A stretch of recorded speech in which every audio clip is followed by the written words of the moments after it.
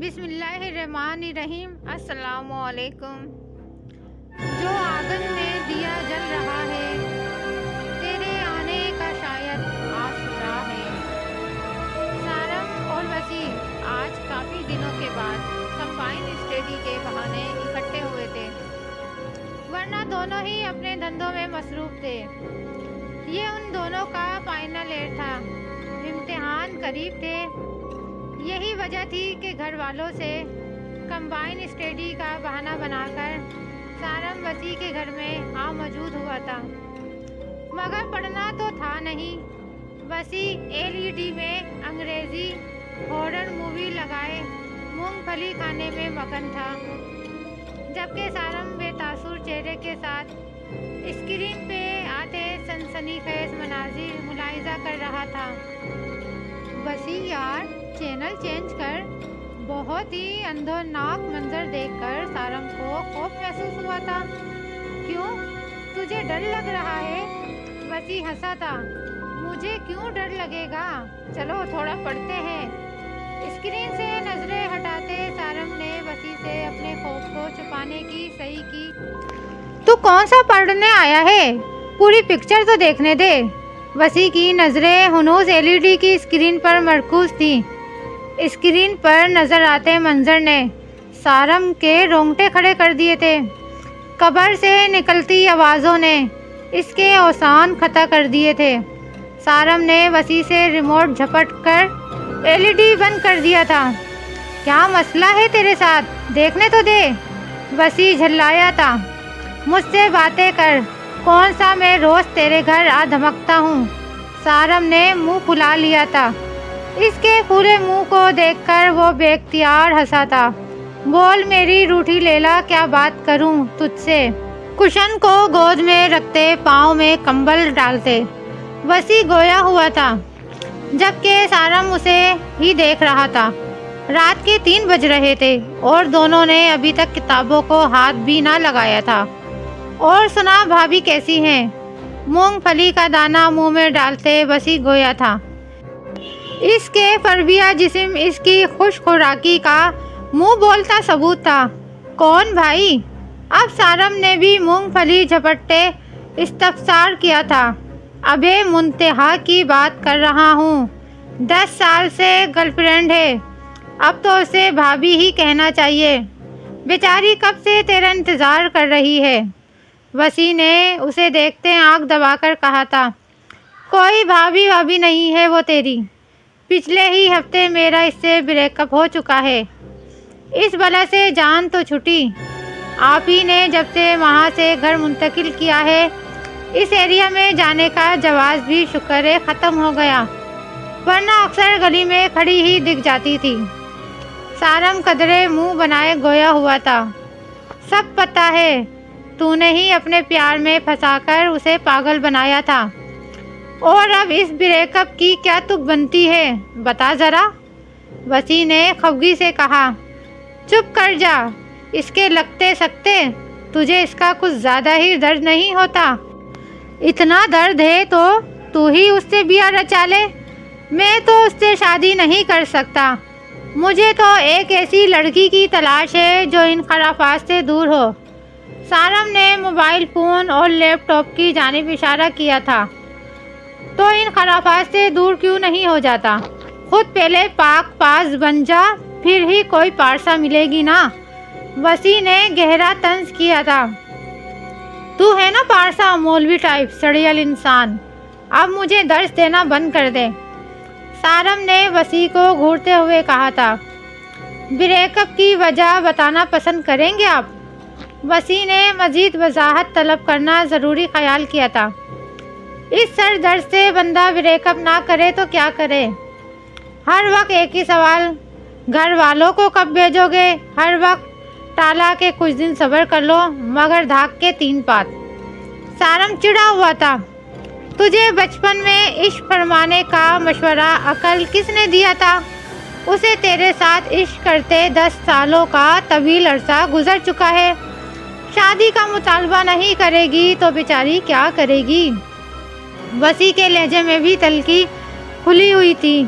خاموش ہو جا حمایتی بھائی، میں نے اسے کہہ دیا ہے اگر اب اس نے مجھے کال کی تو میں اسے جان سے مار دوں گا۔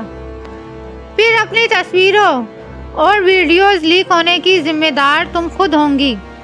شرافت سے میری زندگی سے دفع ہو جاؤ۔ ابھی تو زندگی کی 24 بہاریں ہی تو دیکھی ہیں میں نے۔ ابروڈ جا کر خود کو منوانا ہے۔ اس 2 ٹکے کی لڑکی سے شادی کر کے لائف مرڈر کرنے کا شوق نہیں ہے مجھے۔ بیٹھے سے لیٹے ہوئے سارم کے لہجے میں گہری کاٹ تھی۔ تو نے اس کے ساتھ اچھا نہیں کیا۔ چاچی کو کہہ کر بات پکی کر لے، پھر بھلے سے ابروڈ چلا جا۔ وسیع نے مفت مشورے سے نوازا تھا۔ یار میں اس کے ساتھ سیریس کب تھا؟ مجھے اس سے شادی کرنی ہی نہیں ہے۔ سارم کا فیصلہ حتمی تھا۔ پھر اس نے رابطہ کیا؟ وسیع نے استفسار کیا۔ نہیں، ہمیشہ تو بے شرموں کی طرح رابطہ کر لیتی ہے۔ 10 باتیں اور گالیاں بھی سناؤ تو کوئی اثر نہیں ہوتا۔ اب ہفتہ ہو گیا ہے مگر اب تک اس کا کوئی میسج بھی نہیں آیا۔ چینل تبدیل کرتے لہجے میں لاپرواہی تھی۔ سارم کہیں صدمے سے بیمار تو نہیں ہو گئی؟ وسیع کے لہجے میں تشویش تھی۔ اسے منتہا سے بڑی ہمدردی تھی۔ یہی وجہ تھی کہ وہ سارم سے اس کی حمایت میں اکثر بول جاتا تھا۔ اسے اتنا مت یاد کر، رات کے اس پہر موصوفہ کی ہچکیاں بن جائیں گی۔ سارم کے انداز میں خفگی تھی۔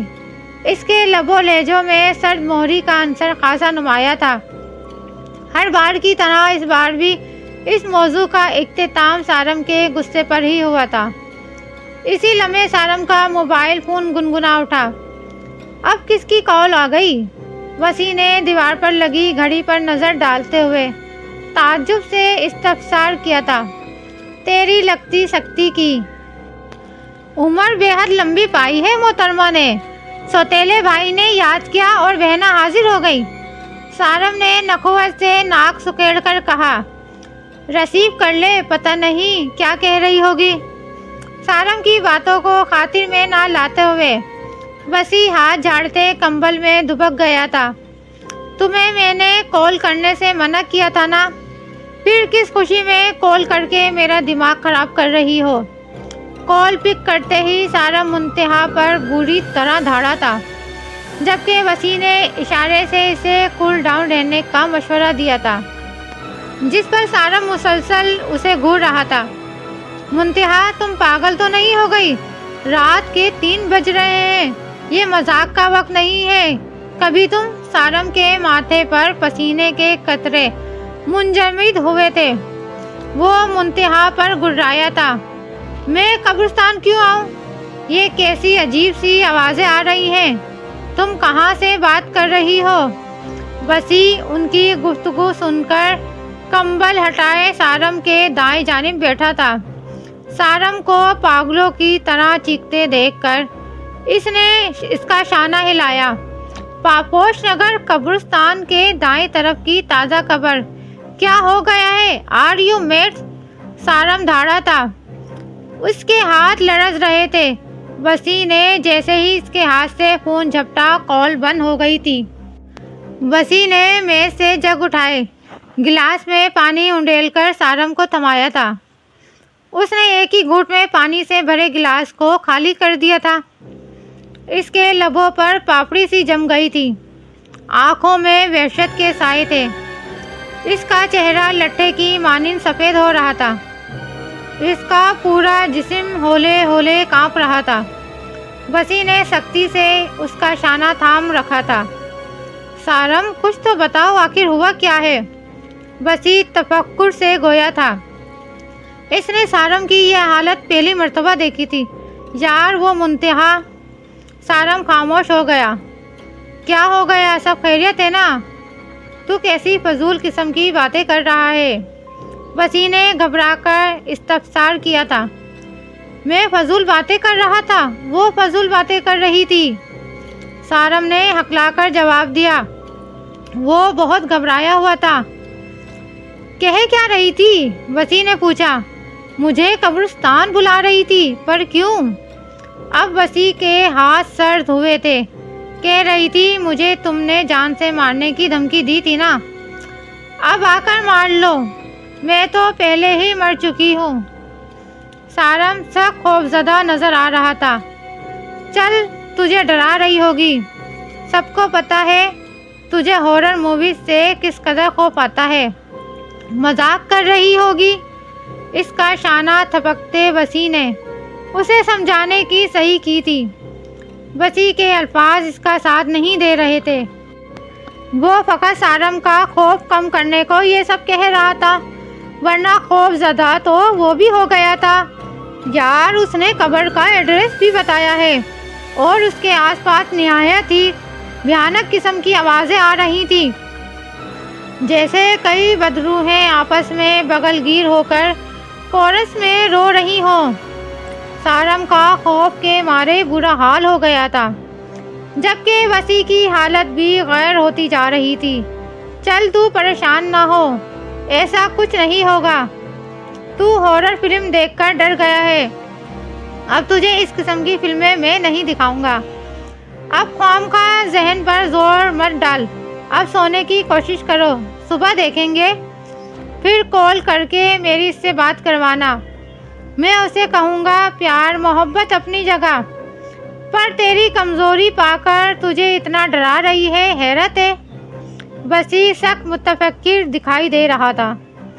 سارم پر کمبل ڈالے دوسرے بیڈ پر سونے کی غرض سے لیٹا تھا، مگر نیند کی دیوی اس کے آنکھوں سے کوسوں دور تھی۔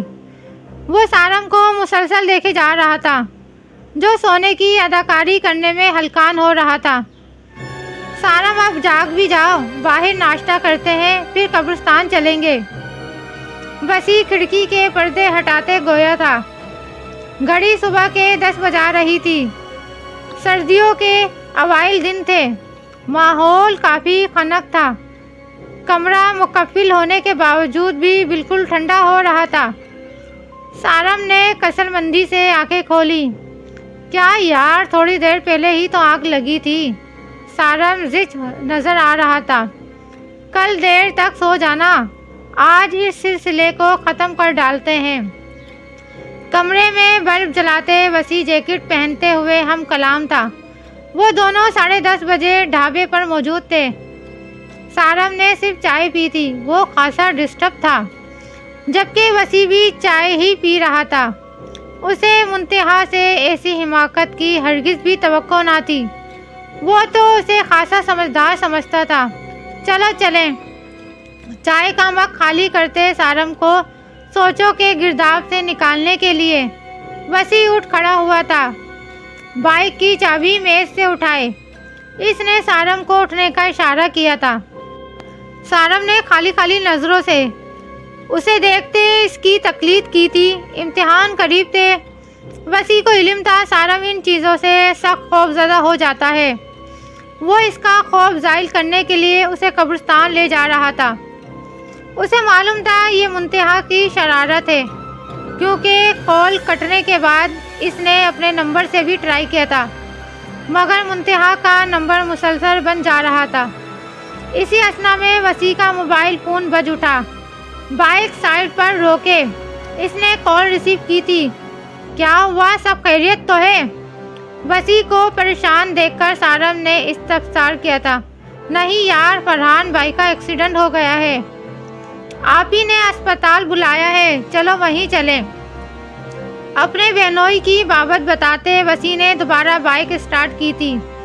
اسپتال کا راستہ وسیع نے نہایت تیزی میں طے کیا تھا۔ فرحان صاحب کی حالت بہت سیریس تھی۔ وسیع کی بہن اور اس کے سسرالی بھی خاصے پریشان تھے۔ سارم اور وسیع نے بھی بلڈ بینک میں جا کر خون دیا تھا۔ ان ساری پریشانیوں میں سارم اور وسیع فون کال کی بابت بھول چکے تھے۔ مغرب کے بعد ان کی حالت سنبھلی تھی، اب وہ خطرے سے باہر تھے۔ سب نے ہی سکھ کا سانس لیا تھا۔ وسیع کی امی بابا بھی اسپتال پہنچ چکے تھے۔ بھائی کے ہونے سے انیکا کو بہت حوصلہ ملا تھا، ورنہ وہ بہت پریشان ہو گئی تھی۔ بھائی چھوٹا ہو یا بڑا، وہ بہنوں کا مان ہوتا ہے۔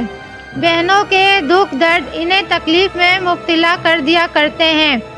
بہنوں کو تنگ کرنے میں ان کا کوئی ثانی نہیں ہوتا۔ اگر کوئی اور ان کی بہنوں کو تنگ کرے یہ ان سے برداشت بھی نہیں ہوتا۔ بھائیوں کا ساتھ بہنوں کے لیے ایک چھت کی سی حیثیت رکھتا ہے اور اس چھت کے سائے تلے بہنیں خود کو محفوظ تصور کرتی ہیں۔ اس کڑے وقت میں وسیع نے انیکا کا خوب ساتھ دیا تھا۔ انیکا سارم اور وسیع کی ممنون نظر آ رہی تھی۔ وسیع بیٹا جاؤ آرام کر لو، سارم بھی تھک گیا ہوگا۔ شوہر کی طبیعت سنبھلتے ہی انیکا خاصی مطمئن نظر آ رہی تھی۔ نہیں آپی میں یہی ہوں۔ وسیع ویٹ ایریا میں موجود تھا۔ انیکا کو چائے بسکٹ تھماتے وہ وہیں بیٹھ گیا۔ میرا پیارا بھائی اللہ تمہیں سدا سلامت رکھے۔ اچانک ایسی خبر نے دہلا دیا تھا مجھے۔ اگر تم نہ آتے تو پتہ نہیں میں کیسے سب سنبھالتی۔ انیکا آبدیدہ ہوئی تھی جبکہ سارم خاموشی سے دونوں بہن بھائی کی گفتگو سن رہا تھا۔ ارے آپی آپ اتنا پریشان کیوں ہو رہی ہیں؟ جب تک آپ کا بھائی سلامت ہے آپ کو پریشان ہونے کی بالکل ضرورت نہیں۔ وسیع نے انیکا کے دونوں ہاتھوں کو تھام کر تسلی دی تھی۔ یہ کس کا فون ہے؟ چارجنگ پر لگا بج رہا ہے۔ انیکا کی نند ہاتھ میں موبائل تھامے ویٹنگ ایریا میں آئی تھی۔ میرا ہے، سارم نے آگے بڑھ کر سیل فون تھاما تھا جبکہ وسیع کی نظریں سارم پر ہی مرکوز تھیں۔ اسکرین پر جگمگاتے نمبر کو دیکھ کر سارم پریشان ہوا تھا۔ وسیع کو جاننے میں لمحہ بھی نہیں لگا تھا کہ کس کی کال ہو سکتی ہے۔ چلو سارم باہر چلیں، آپ ہی ہم تھوڑی دیر میں آتے ہیں، سارم کو تھوڑا کام ہے۔ وسیع یہ کہتے ہوئے اٹھا تھا۔ ہاں جاؤ آرام سے فریش ہو کر آنا۔ وسیع کے سر پر ہاتھ پھیرتے انیکا مسکرائی تھی۔ سفید دوپٹے کے ہالے میں مکی چہرہ نہایت پاکیزہ لگ رہا تھا۔ ہیلو کیوں کال کر رہی ہو مجھے؟ سارم چلایا تھا۔